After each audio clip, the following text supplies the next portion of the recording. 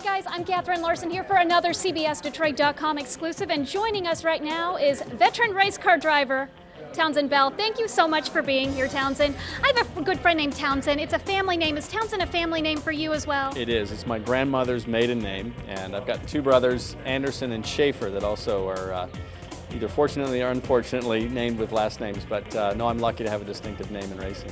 They're distinguished names. I don't know about that. In my opinion. I'm doing my best. Hey, tell us a little bit about your thoughts on this Grand Prix racetrack. Beautiful weather we're having today. We've got a light little wind coming off the river. Does that help? Does a little bit of wind help during a race? Or? In a racetrack like this, you really don't feel the wind because you've obviously got walls and fencing that sort of channels you in and blocks most of that. In Indianapolis, at the Indy 500, makes a big difference. So we're always paying attention to not only wind speed, but which direction it blows. Absolutely. Well, tell us just a little bit of your first impressions with that pace car on the track. They made tremendous improvement here. They've, Mr. Penske and the folks at Chevy and the city, they've done a great job to get some previously difficult areas concrete laid and very durable. So I think it's going to be a heck of a race this year. And it's a double header. How are you preparing? Well, I won't be racing here in Detroit, but I know the guys that will be are going to be earning their money, because racing 2 consecutive races on back-to-back days is going to be extremely exhausting. You should see what these guys look like when we get out of a race after 3 hours. We're gutted. We just want to lay down for 3 days. So the fact that they're going to have to do it twice in a row, it's going to put a premium on the drivers that are the most fit. Absolutely. Have you ever had to do one of those, 2 in a weekend? I've, this year I raced on a Saturday in Monterey, California, and then had to practice on a Sunday at Indianapolis. I've done that 2 years in a row now. In terms of back-to-back races, I don't think I have. Normally, all of our weekends are traditionally practice Friday, qualify Saturday, race Sunday. So this is a new thing for everybody. Okay, so what's your best advice to them then, to get their stamina up and running? Well, I think it's going to be stay hydrated, bring 2 or 3 chiropractors and massage therapists, take 4 or 5 Advil and say a prayer. Say a prayer and call it a day. That's the key. Have you got to do anything fun while you've been on your trip here in the Motor City?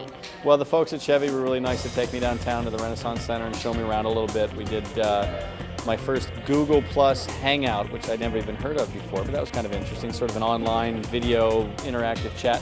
And it's really neat to see the city with all the reinvestment that's gone into downtown. I was here for the auto show and really impressed with not just the physical reinvestment, but what seemed to be the sort of emotional community reinvestment spiritually in the city of Detroit. Everybody from a cab driver to a waitress to an executive, everybody seemed to have a pep in their step about the future prospects for Detroit. I've always loved coming here. The people are great. I love the diversity, all the old buildings, and so much history for the automotive industry that I'm a part of. So to me, it's always been a great place to come. Absolutely. Now, when I was talking to Will, he said he really wanted to go to Motown. Any plans to go there too? Do you guys ever kind of plan trips together with some of the other drivers, or you guys all pretty much stick to your own things here?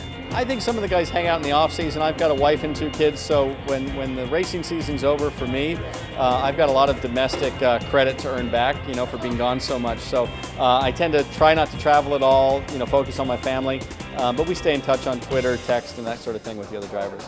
Let me ask you that then. How tough is it to be away from your family? Do they watch your races all the time? I mean, I'm sure you guys get to keep in touch with Skype and everything. It's tough. This is the hardest stretch because I've been gone from home for 2.5, 3 weeks now for the Indy 500, and but my family's coming in on Thursday, and that's always a really exciting time for me and for them, to come for the biggest race of the year. But we make it work. I've got a great wife. She works her tail off and very supportive of what I do. It's funny sometimes she'll say, now, where are you again? What city? Are you racing? Are you doing TV? She can't keep track of it all, and half the time I can't either. My final question, have you ever had a ticket? Yes. In fact, my wife got pulled over yesterday. I've had plenty, but I was sworn in as the honorary sheriff in the town that we live in California a couple weeks ago. Congratulations. So, thank you very much. It was awkward yesterday because my wife called. She'd been pulled over for no front license plate, and there was this weird exchange. I'm the wife of the honorary sheriff, and does that kind of give her a carte blanche, or maybe not? I'm kind of quasi law enforcement, but not really. So we're trying to figure out exactly how this all works. But we try to be good members of the community, and it's been a while since I've had a ticket, knock on wood. But if there was any cops watching me drive like I am here today, I'd be in big trouble. Drivers in Detroit appear to be multifaceted because I was here for the auto show. I did get into a taxi to go from my hotel to the auto show. It was at night, and I noticed a bright glare on the screen. And it wasn't like his dashboard. And so I sort of sat up in the seat. He was on a phone call, had music playing in this ear, and he was watching a movie on his laptop. So not something I would recommend, but somehow They're multitaskers in Metro Detroit, aren't they? The multitasking cab drivers. If you cab drivers are watching, please, 2 hands on the wheel, focus on the road. This is the honorary sheriff, so thank you again so much, Townsend Bell, and learn more again here at cbsdetroit.com.